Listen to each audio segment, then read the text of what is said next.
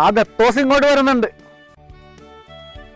ദത്തോസ അതാരാണ്?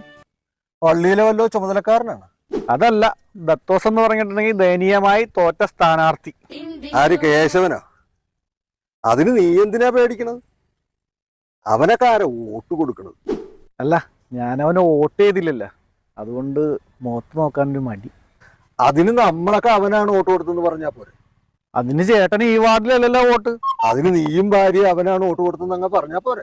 പറയാം, പക്ഷെ അവൻ വിശ്വസിക്കല. അതൊക്കെ നമ്മൾ പറയണ പോലെ ഇരിക്കും. ഉദാഹരണത്തിന് അതല്ല, അതിന് അവൻ ആകെ കിട്ടിയ ഒരു വോട്ടാ, അത് അവന്റെ തന്നെയാണ്. പിന്നെ ഞാനും ഭാര്യയും വോട്ട് ചെയ്യുന്ന പറഞ്ഞാൽ അവൻ എങ്ങനെ വിശ്വസിക്കാനാ?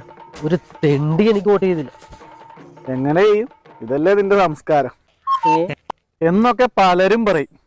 പക്ഷെ സത്യത്തിൽ എന്താ സംഭവിച്ചത്? നീ എങ്ങനെയാ തോറ്റത്?